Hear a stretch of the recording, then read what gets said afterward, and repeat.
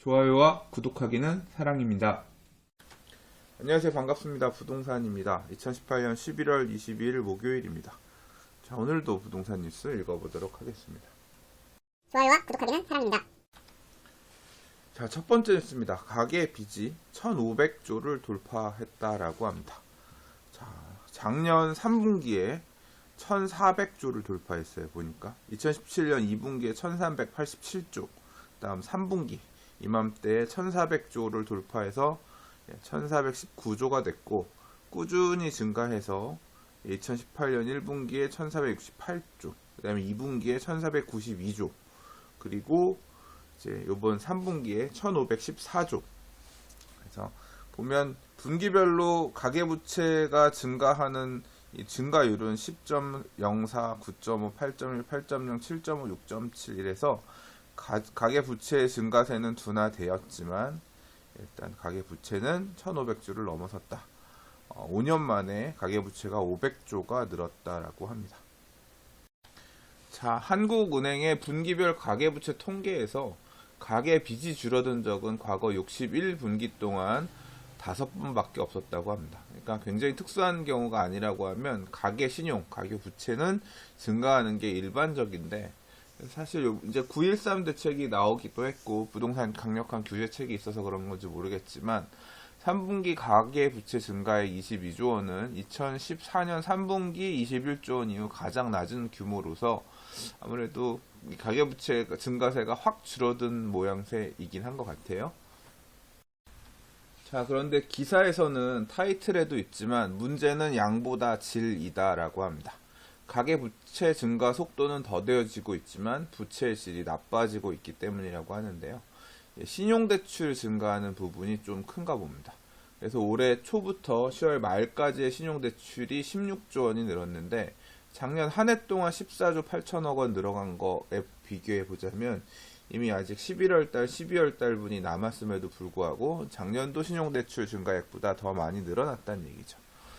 그래서 아무튼 이 담보대출은 아무래도 주택담보라는 게 있지만 신용대출이 늘어났다는 거는 아무래도 좀 더 담보대출의 질이 안 좋아진 게 아니겠냐, 이 대출 가계부채의 질이 안 좋아진 게 아니겠느냐 이런 평가 같은데요.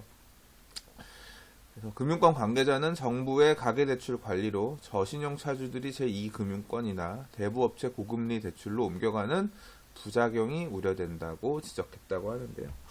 글쎄요, 저는 그런 생각이 좀 듭니다.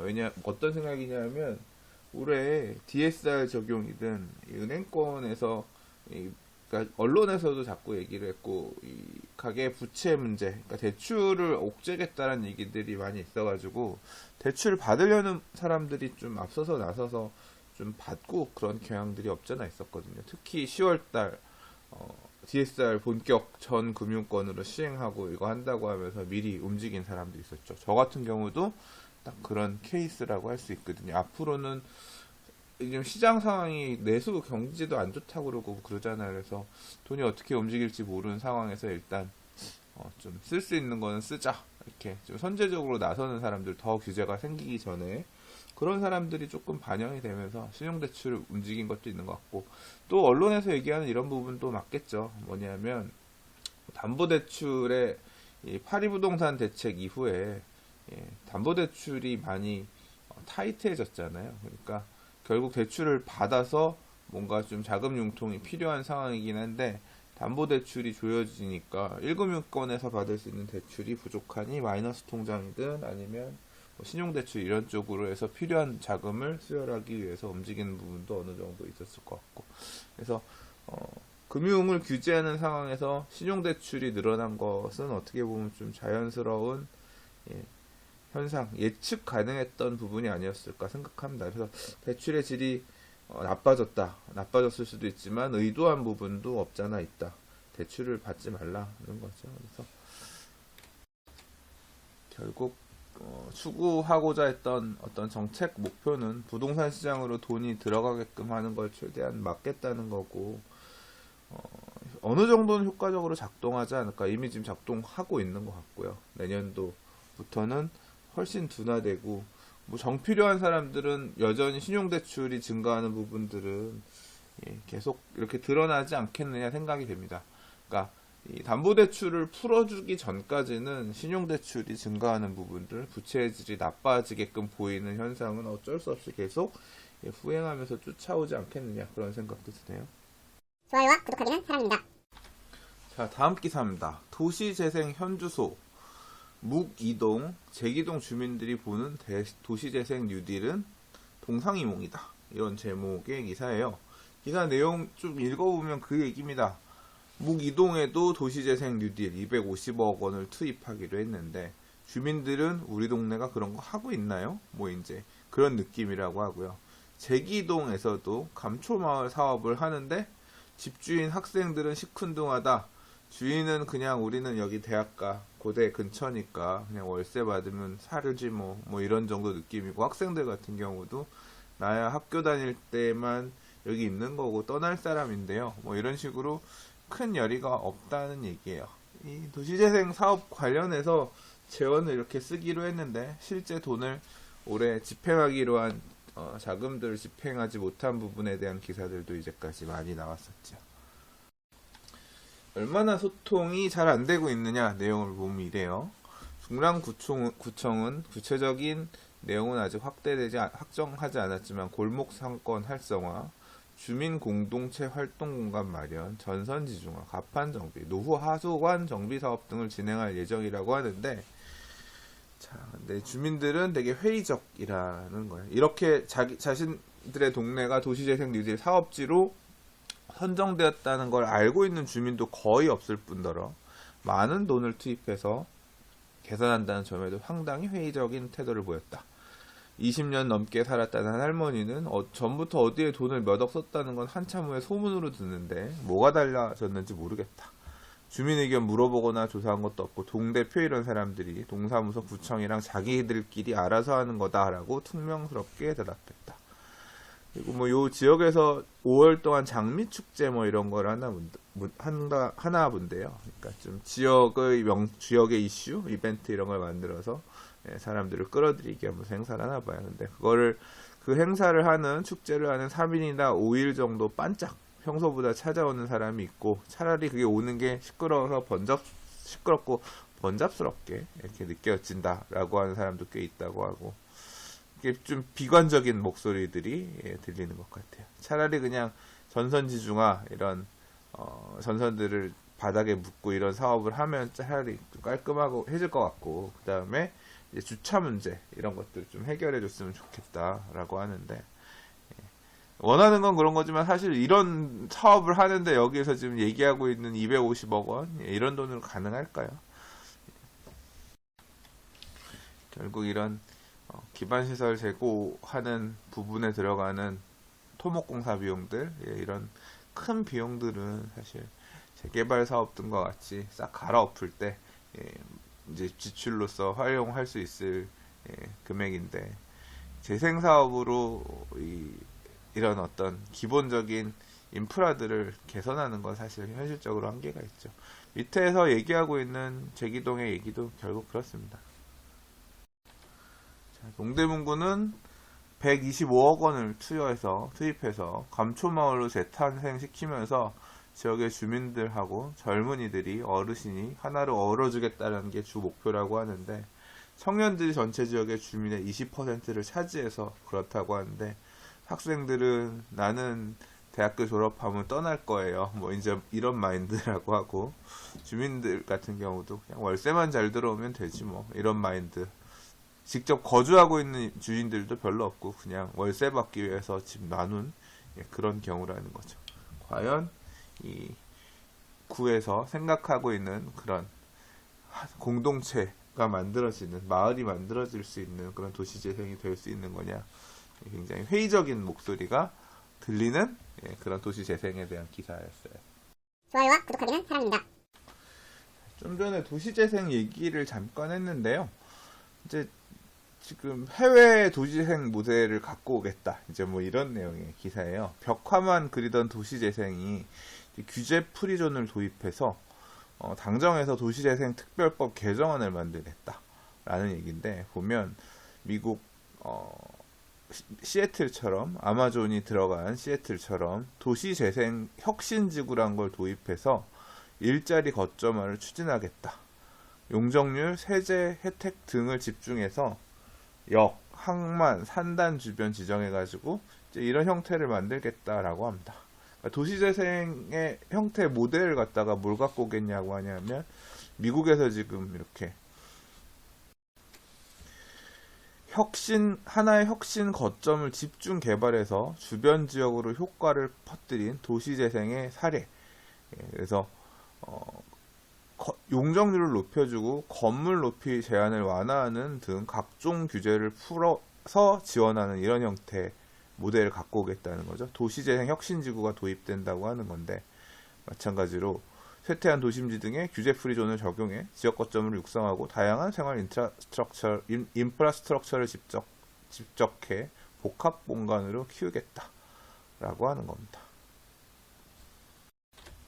기사 내용을 조금 더 살펴보면 자, 정부 관계자는 지금 경제기반형 사업엔 용도지역 변경, 중심시가지형 사업에 용적률, 건폐율 완화 등을 적용하고 있는데 혁신지구로 지정되면 이를 모두 풀어줄 생각이다. 그래서 그리고 혁신지구 안에 국공유지를 빌릴 때 임대료, 임대기간 완화하는 혜택도 주어지고 10년의 임대 재산 가격의 5% 임대료인 국공유지 이용 원칙을 20년 임대, 그 다음에 1% 임대료를 낮춰주고 아무튼 혜택을 엄청 주겠다는 거죠. 다만 이제 이 특혜 시비를 막기 위해서 지자체나 공기업이 50% 이상 초과에 출자하거나 지배력을 확보한 업체에 대해서만 사업 시행자 자격을 주겠다. 그리고 토지 수용 방식은 최소화하겠다. 뭐 이런 식으로 해서 이런 부분을 만들겠다고 하는데 결국 의도하고자 하는 거는 재생사업 추진하는 지역에 이게 지금 용적률 혜택 주겠다 이런 것들은 결국은 뭐냐면 전면 철거해서 건물 올리는 그런 형태의 사업을 얘기하는 거죠. 그러니까 전면 철거형의 정비 사업들, 지금 도시재생 사업하는 지역들 중에서 대략 살펴보면 창동 상계도 요 부분에 어느 정도 포함될 수 있을 것 같고 사실 지금 장안평 쪽, 답심리, 장안평 자동차, 뭐 산업기반 도시재생하고 있는 그쪽이 아마 요 모델일 것 같은데 이제 낙후된 산업들이 그러니까 그런 지역들에 이런 부분을 적용해가지고 혜택을 주겠다라는 그런 내용입니다. 그러니까 이게 어떻게 보면 이름은 도시재생이지만 이거는 과거에 이명박 시장 시절 또는 오세훈 시장 시절에 했던 균형발전 촉진지구, 재정비 촉진 사업 뭐 이런 뭐 도심지에서 하던 지금 세운 재정비 촉진지구처럼 이런 도시환경 정비 사업하고도 맥이 이어지는 것 같거든요. 결국 정부도 도시재생 사업의 성공 모델을 해외에서 찾다 보니까 이게 지금 시애틀에서 있었던 이 사례가 어딜 봐서 재생이에요. 그냥 우리나라 과거에 재정비 촉진 사업 하던 거, 전면 철거해서 빌딩 올리던 것, 도시환경 정비 사업 도심지 내에 하던 것, 그거의 연장선이죠. 거기에다 오히려 더 혜택을 준 모델이라고 할 수 있는 거죠. 그러니까 지금 추진하고 있는 도시재생 사업의 어떤 실패를 어느 정도 부분 자인하는 그런 것이 아니겠느냐라는 생각도 좀 들고요. 근데 또 웃기는 건 뭐냐면 지금 서울시에서는 도심지 안에 주택 공급 부족한 걸 갖다가 어떻게 충당한다 그랬냐면 업무지구 지을 때다가 용적률 올려주고 그 다음에 주거비율 높여주겠다. 임대아파트 좀 넣어가면서 그래서 주택 공급을 도심지 안에 이런 일자리 만들 수 있는 일반 상업지역에서 하겠다. 이제 그런 얘기를 또 서울시에서는 하고 있거든요. 그러니까 뭔가 굉장히 다 언밸런스한 이놈은 이렇게 얘기하고 저놈은 저렇게 얘기하고 좀 약간 그런 느낌이 나요. 그리고 또 현실적으로 이게 얼마나 또 가시화될 수 있을까 좀 그런 게 뭐냐면 이제 특히 시비를 막기 위해서 지자체나 공기업이 50% 이상 초과해 출자하거나 지배력을 확보한 업체에 대해서만 사업 시행자 자격을 준다 그랬는데 그렇게 된다고 하면 이게 정부가 공공에서 그만큼 일종의 공기업들이 그런 걸 가져가겠다는 얘기인 건지 그러니까 관련된 내용은 조금 더 확인해 봐야겠습니다만 나중에 이제 개정안 나오고 하는 것들 봐야 알겠습니다만 일단 지자체나 공기업이 50% 이상 초과에 출자한 업체만 사업 시행자가 될 수 있을 거라고 하는 건데, 그리고 또 수용 방식도 안 한다고 하면 결국 뭐 사업 시행자가 도시환경 정비 사업하는 형태, 이제 그런 형태가 될 것 같은데, 왜냐하면 도심 제한의 토지들은 다 이미 소유권들 민간이 갖고 있잖아요. 공공에서 하는 부분이 아니기 때문에. 그럼 과연 토지를 확보할 수 있을까?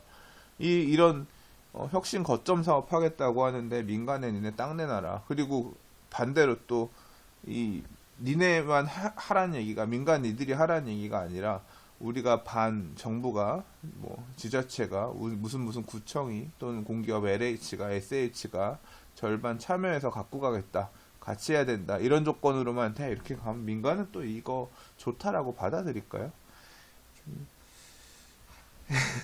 봐야겠지만, 아무튼 방향 자체는 알겠어요. 방향 자체는 알겠는데 과연 이 규제 프리존이라고 하는 게 어떤 식으로 도입될지, 한국으로, 외국에 있는 내용을 한국으로 끌고 들어오면서 영 또 작동하지 못하게끔 그런 제도가 되는 건 아닌가. 지금 가로주택 정비 사업 이런 것도 만든 지 지금 2012년에 도입했는데 6년이 지나도록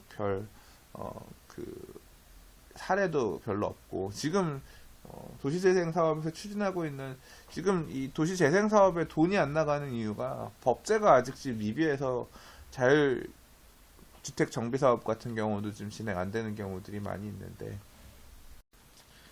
좀 답답한 거는 기존에 있는 법률 제도 가지고 활용할 수 있는 것도 많이 있는데 자꾸 우리는 옛날에 하던 그 정부와는 다르다 이러면서 결국 밖에서 볼 땐 똑같은 거 하는 것 같은데 새로운 또 법 만들고 세상이 복잡하기만 하고 혼란스럽기만 하고 참 그런 것 같아요.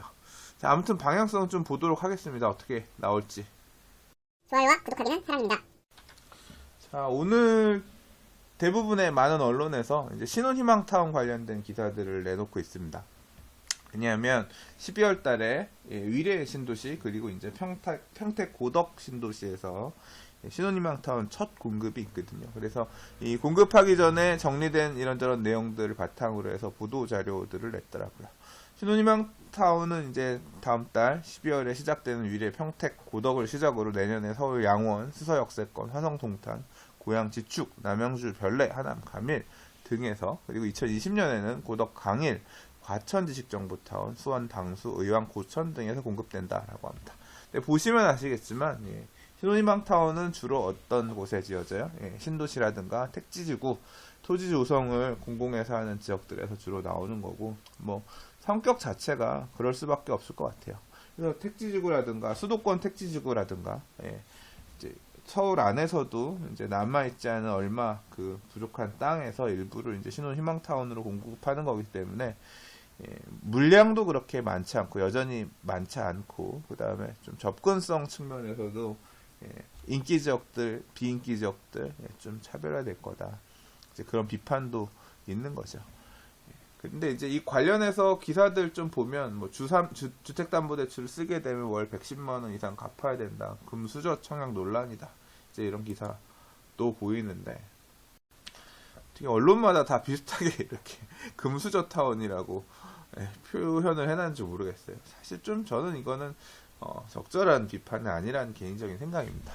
이게 이제 이번에 공유형 모기지라는 상품을 이제 도입을 했는데, 그러니까 이 저리로 분양 대금의 많은 금액을 빌려주는 그런 상품을 같이 껴서 팔겠다라는 거예요. 그래서 LTV 40%만 받게 되면, 그러니까 이 장기 저리로 대출을 해주는 대신에 그 돈을 빌려주는 공공 정비 기금에서, 정비 기금이 아니라 주택 기금이요. 그래서 주택 기금에서 굉장히 오랫동안 싼 저리로 빌려주게 되니까 나중에 이제 집을 팔거나 대출을 상환하게 되면 그때 이제 상승한 시세 차익에 대해서 일정 부분은 이제 주택 기금이랑 나눠 먹자, 이제 이런 형태의 상품을 도입하게 된다는 겁니다. 근데 돈이 그러니까 지금 갖고 있는 자금이 적은 사람들은 이 공유모기지를 통해서 많이 대출을 받아야 되니까 나중에 이제 일부 나눠줘야 되는 거니까, 국가에다가 주택기금에다가 나눠줘야 되는 거니까 시세 차익이 발생되더라도 먹을 게 적다, 손에 쥐는 게 상대적으로 적다는 거고, 오히려 금수저처럼 돈이 많은 사람, 그래서 이 공유모기지를 적게 받는 경우에 나라에다가 이제 돌려줘야 될 돈도 상대적으로 적으니까, 그러니까 금수저들만 이득이 된다. 뭐 이제 이런 형태로 기사가 쓰여졌어요. 근데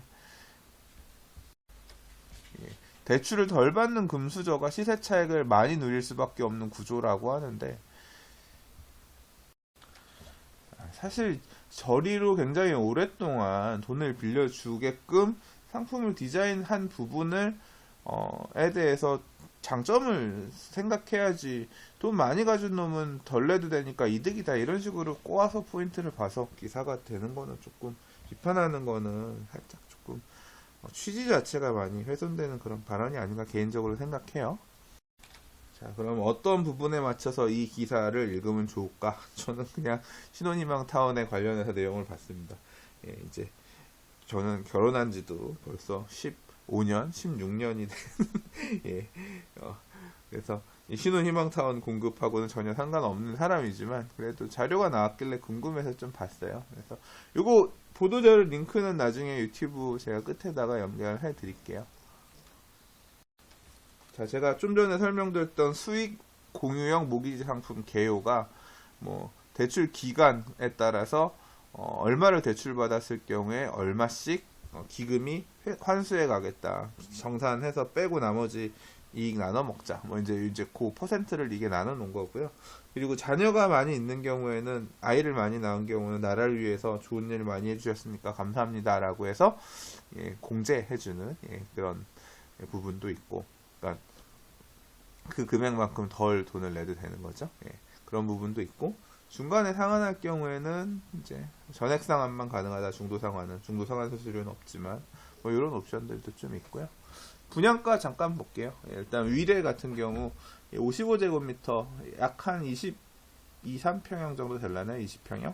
전용 59가 25평형 정도 되니까 20평형대 초반 정도 될 것 같아요. 4억 6천 분양가고, 그 다음에 46제곱미터, 그러면 전용 한 14, 5평 되나요? 이게 분양가 4억 정도라고 합니다.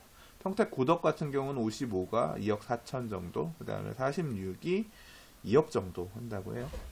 그리고 이 전매 제한 기간은 아직 지금 확정은 안 됐는데, 일단 9.13 대책에서 발표한 전매 제한 기간 적용되는 형태로 아마 바뀔 것 같은데, 최대 8년, 거주 기간도 5년 이상 갖춰야 되는 강화가 아마 포함돼서 12월 11일 날 공포 시행되면 그 이후에 입주자 모집 공고 내고 분양할 것 같고요.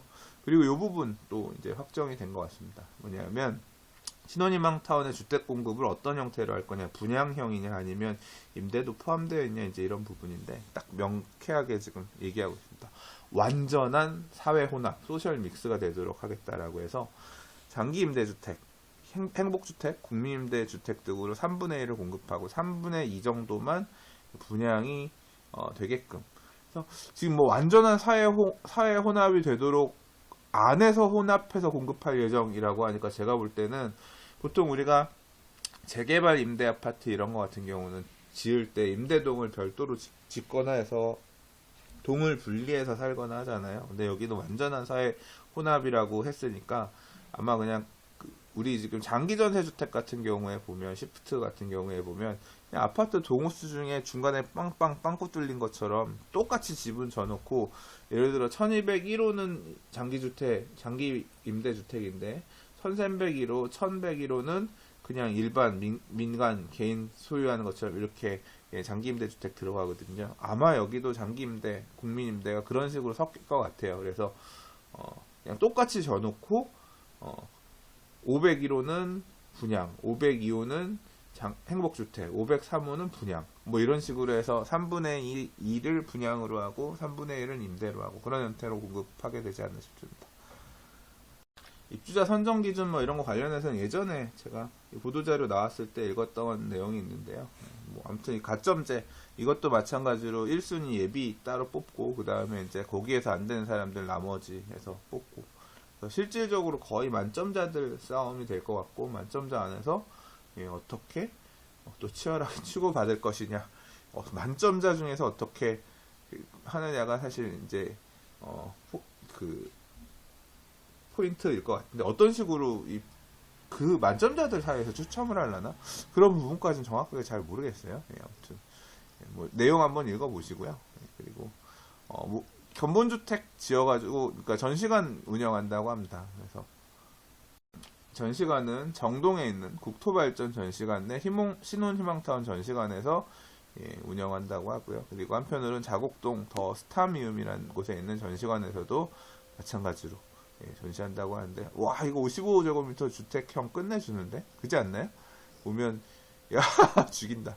포베이 형태잖아요. 예, 55긴 하지만 굉장히, 예, 아주 잘 뽑은 20평형대 아파트. 예, 포베이. 야, 서울에 있는 20평형, 25평 아파트보다 훨씬 구조는 좋은 것 같은데, 예, 발코니도 엄청 넓게 잘 나오고, 예, 환상형으로 맞바라치는 구조로 예, 잘 뽑은 것 같아요. 그리고 이제 그 얼마 정산해서 주택도시기금에다가 얼마 돈 반환해야 되냐 이제 이런 부분도 보면 Q&A로 해서 정리해놨으니까 예, 궁금하신 분들은 이 자료 참조하셔서 예, 보시면 될 것 같습니다. 링크는 제가 예, 넣어놓을게요. 좋아요와 구독하기는 사랑입니다. 자, 오늘 준비한 마지막 기사입니다. 수도권 재개발 재건축 바람 연내 1만여 가구 분양한다고 했는데 이 부동산 분양이 조금 최근에 더딘 느낌이었는데 이번에 그 리더스원, 예, 레미안 리더스원 우성 1차 아파트 재건축한 서초동, 예, 그 이후에 좀 또 이제 다시 분양 시즌이 바람들이 좀 불기 시작하려나 봅니다. 특히 이제 수도권 물량들이 조금 있는 것 같아요. 그래서 수도권 요새 시장이 그렇게 안 나쁘죠? 예, 그래서 수도권 뭐 안양 동안구의 재개발, 이제 안양 호계동 구 사거리 지구 주택 재개발 사업단지는 안양 호계 두산 이부 분양하고, 그다음에 부천에서 레미안 부천 어반비스타 분양하고, 그리고 이제 재건축도 또 일부 있고, 예. 그리고 응암 1구역 얼마 전에 제 뉴스 읽을 때 힐스테이트 녹번역 인근의 녹번 1-1구역 힐스테이트 녹번이랑 비교해서 얘기했었습니다만 여기도 336가구 분양하고, 그래서 청약하실 분들 또 관심 있게 보실 만한 예, 분양 물량들 이렇게 나오니까 참고해 보시라고 한번 얘기해 봤습니다. 좋아요와 구독하기는 사랑입니다. 자, 오늘 준비한 뉴스는 여기까지입니다. 오늘도 봐주셔서 들어주셔서 감사합니다. 좋아요와 구독하기는 사랑입니다. 감사합니다. 부동산이었습니다.